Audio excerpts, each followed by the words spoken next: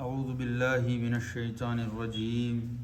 ان الذین آمنوا والذین ہادوا والنصارى والصابئین من آمن باللہ والیوم الآخر وعمل صالحا فلہم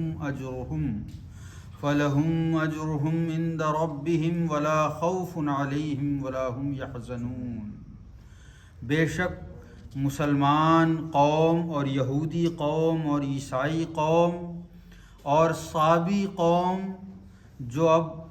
واقعی مان گیا اللہ اور پچھلے دن کو اور گئے اور کیے کرنے لائق کام، تو انہی کے لیے ہے ان کا ثواب ان کے رب کے پاس، اور نہ کوئی خوف ہے ان پر اور نہ وہ رنجیدہ ہوں گے۔ تفسیر: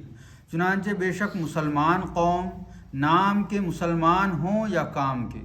اور یہودی قوم سچے ہوں یا جھوٹے، اور عیسائی قوم پکے ہوں یا کچے، اور صابی قوم نیچری لا مذہب ہوں یا نیچری لا مذہب ہوں یا کوئی کفری دین کے پابند ہوں، غرض کوئی کسی طبقے سے تعلق رکھتا ہو ان میں سے جو اب پیغمبر اسلام کے آنے کے بعد ان کا پیغام سن کر قبول کر کے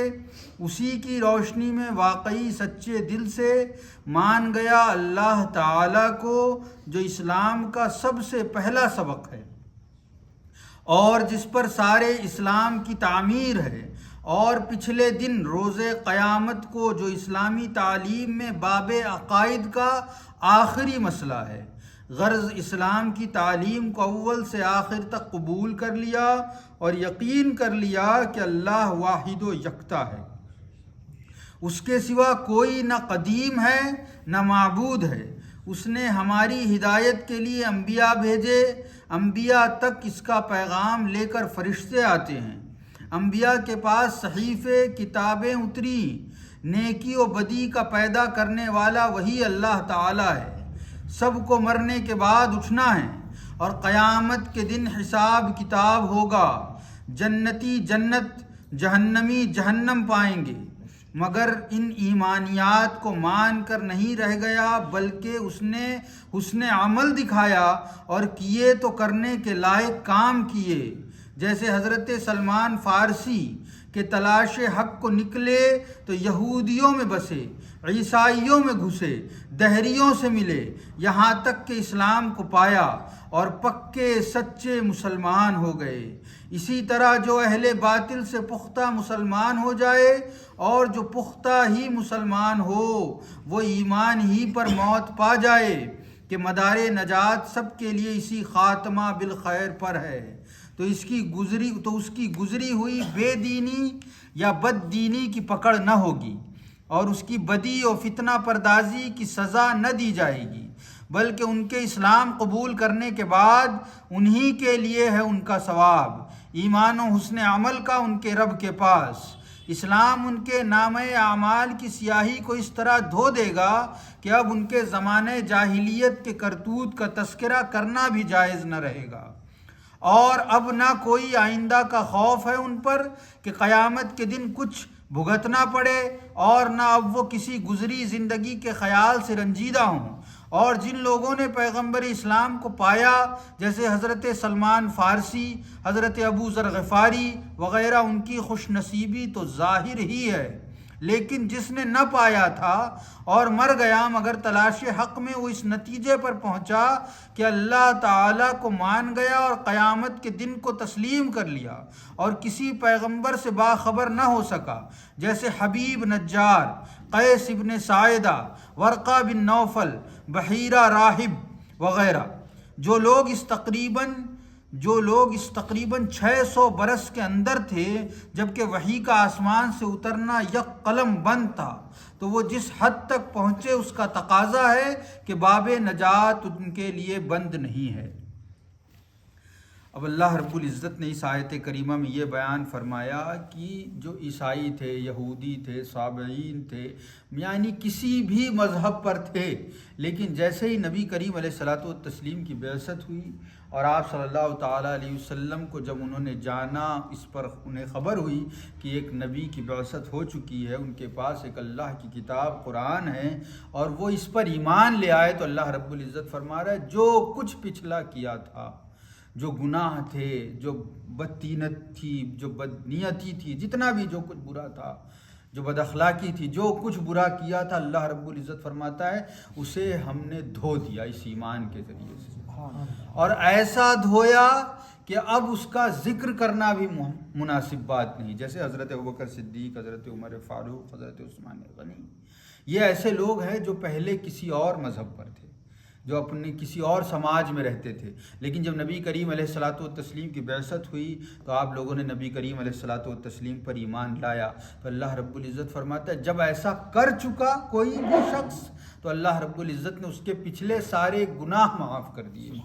اس کی ساری بد اخلاقی، کسی اور کو پوجنا یا جو کچھ بھی معاملہ تھا اس کے ساتھ لاحق تھا، جو اس کے ساتھ ملا ہوا تھا، اسے اللہ رب العزت نے مٹا دیا، گویا وہ تھا ہی نہیں، ایسا کر دیا اس ایمان کے بدلے۔ لیکن شرط یہ ہے کہ وہ ایمان لے آئیں۔ اب حضرت سلمان فارسی کا سب سے بڑی مثال حضرت سلمان فارسی کی ملتی ہے۔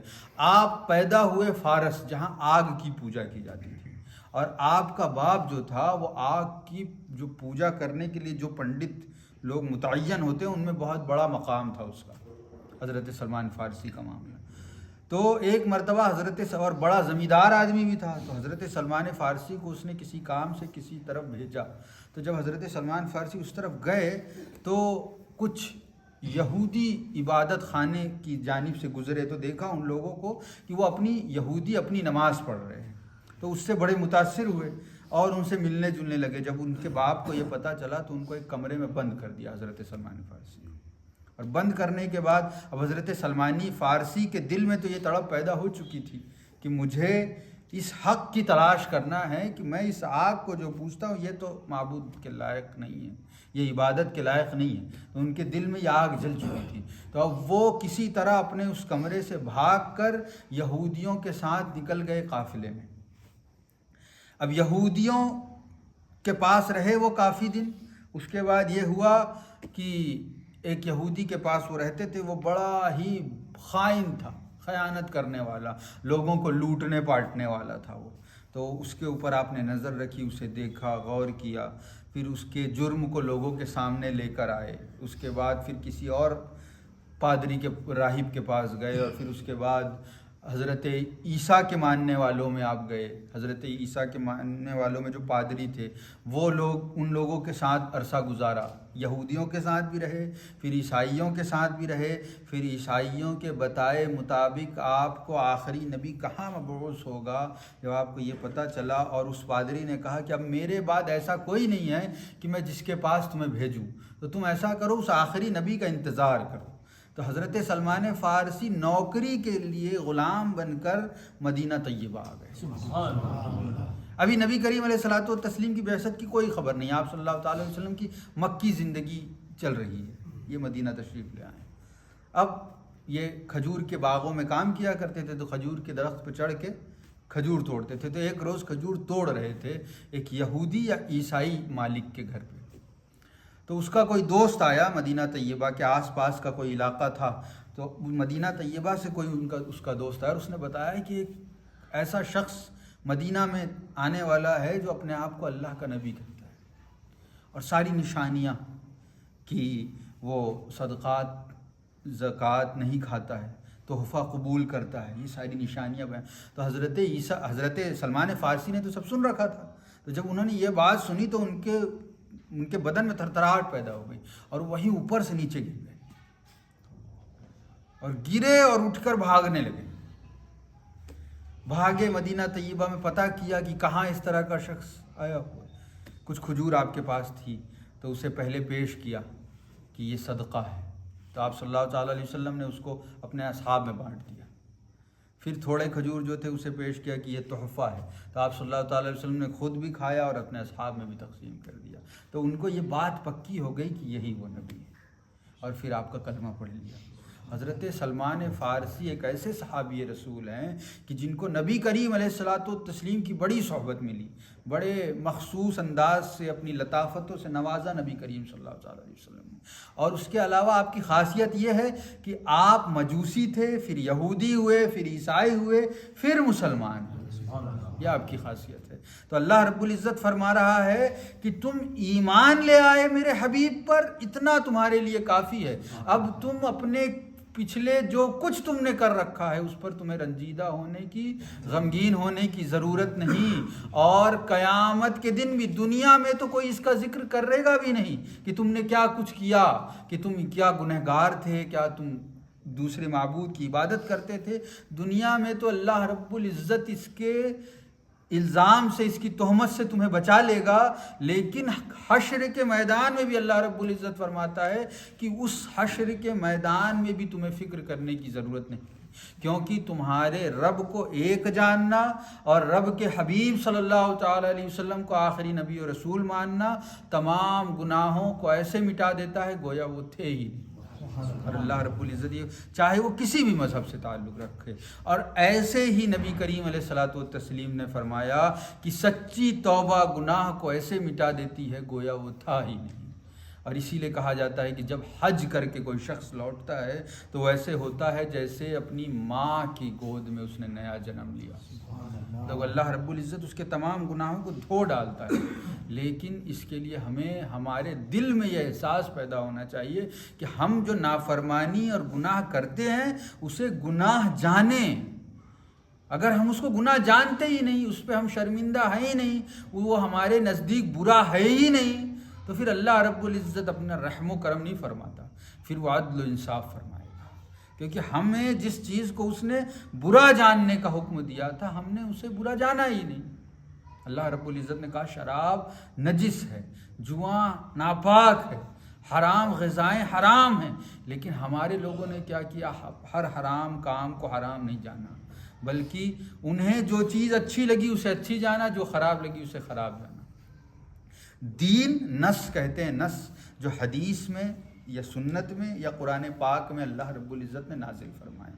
دین کی بنیاد نصوص ہیں، لیکن آج ہمارا جو دین ہمارے پاس ہے اس کی بنیاد نفوس ہیں۔ ہم اپنے نفس کی سنتے ہیں، نصوص یعنی قرآن و حدیث میں آثار میں جو باتیں ہیں اس سے ہمیں کوئی لینا دینا نہیں۔ اسی لیے اللہ رب العزت کی یہ معافیاں تب ہیں جب ہم اللہ رب العزت کے حکم پر عمل کریں، جو ہمارا جی چاہتا ہے اس پر ہم عمل کریں اور سوچیں کہ اللہ رب العزت ہمیں بخش دے گا، اللہ رب العزت ہماری توبہ بھی قبول کر لے گا، جبکہ یہ گناہ کیا، توبہ کی، پھر وہی گناہ کرنے لگے۔ تو ایسے اللہ رب العزت رحمان ہے، رحیم ہے، لیکن کس کے لیے؟ اپنے فرما برداروں کے لیے، اپنے غلاموں کے لیے، اپنے بندوں کے لیے، اپنے حبیب کے چاہنے والوں کے لیے۔ ایسا نہیں کہ کوئی ظلم پہ ظلم کیے جا رہا ہے، کفر پہ کفر کیے جا رہا ہے، حرام کام کیے جا رہا ہے، حلال کی کوئی پرواہ ہی نہیں ہے، اور یہ امید کہ اللہ رحمان ہے، رحیم ہے۔ بے شک وہ رحمان ہے، رحیم ہے، لیکن آپ ذرا سوچیں کہ جس چیز سے اس نے منع کیا ہے تم اپنی ہٹ درمی اور ضد پہ اڑے ہوئے اور وہی کام کیے جا رہے ہو، اور پھر اس کی رحمت کے طلبگار ہو، تو وہ تو عدل بھی ہے نا۔ اس نے کہا ہے میں عادل ہوں، اس نے کہا ہے میں غضبناک ہوں، اس نے کہا ہے میں جبار ہوں، جبر کرنے والا ہوں۔ تو اللہ رب العزت نے خود یہ صفتیں بتائی ہے، جیسے اس نے بتایا ہے کہ میں رحمان ہوں ویسے ہی اس نے بتایا ہے کہ میں جبار ہوں، جیسے اس نے بتایا ہے کہ میں سخی ہوں ویسے ہی اس نے بتایا کہ میں عادل ہوں، جیسے اس نے کہا ہے کہ میں غفار ہوں، گناہوں کا بخشنے والا ہوں، ویسے ہی اس نے کہا کہ میں سزا دینے والا ہوں۔ تو یہ بھی تو اللہ کی صفتیں ہیں اور یہ بھی اسی نے بیان کی ہے۔ تو صرف اور صرف خوشخبریوں پر ایمان، یہ کیسا ایمان کہ گناہ پہ گناہ کرتے جائیں، اور امید ایسی ہے، امید وہ ہے کہ جو سب سے نیک تر بندے جو ہیں اللہ رب العزت کے صحابہ اکرام، ان کے تو اولیاء اللہ جنہیں ہم کہتے ہیں، وہ بھی ان کے قدموں کی دھول کے برابر نہیں ہو سکتے۔ اہل بیت اطہار،